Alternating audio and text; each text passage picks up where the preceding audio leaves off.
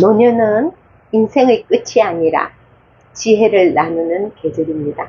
우리 지혜를 한번 나눠보도록 하겠습니다. 고난을 잘 이겨내야 무슨 일이든 능력을 발휘할 수 있다.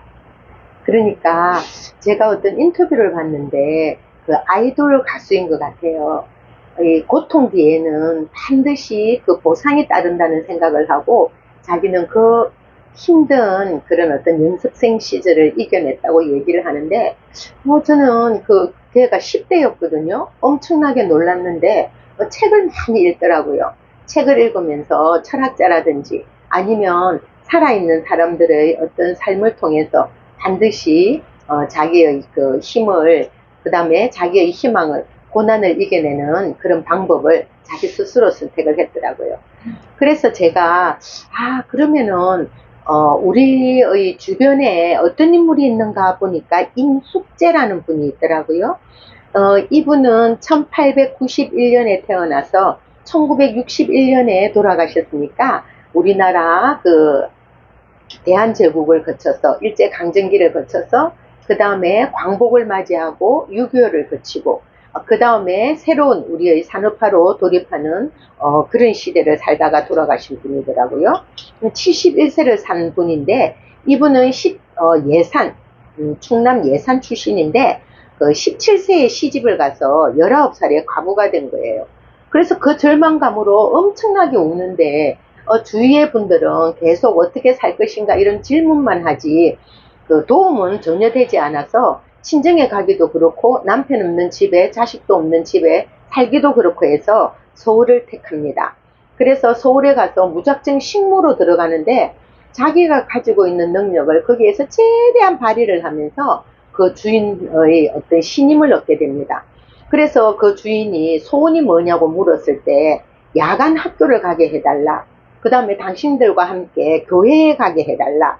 이렇게 해서 이제 자기는 그 주인의 배려로 학교를 다니게 되고 그러면서 글을 배우는 것은 천년의 보배요. 물건을 탐하는 것은 하루아침의 티끌이다. 그러니까 오로지 배움에 대한 그런 열망을 가지게 됩니다.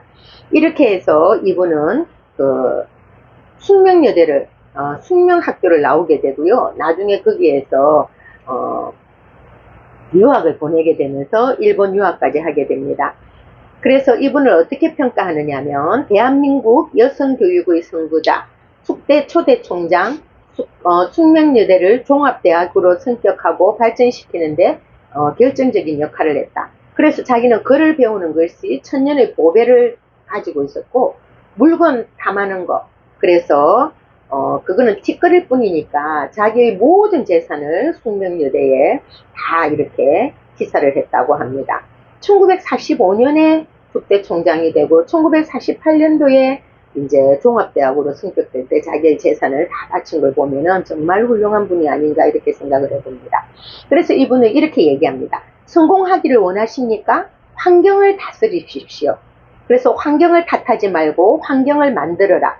그래서 그 네 가지가 있던데요. 절망을 운명으로 받아들이지 않았다. 나이는 장애가 아니라 새로운 시작의 출발선이다. 배움은 사람을 다시 태어나게 한다. 그래서 우리 노년에는 배움을 멈추는 순간 늙기 시작한다. 그 다음에 한국전쟁 속에서도 학교를 지켰다. 그럼 이것을 우리 노년에 가지고 오면 인생의 폭풍은 지나간다. 중요한 것은 희망을 놓지 않는 것이다. 그 다음에 네 번째는 자신의 재산까지 학교에 바쳤다.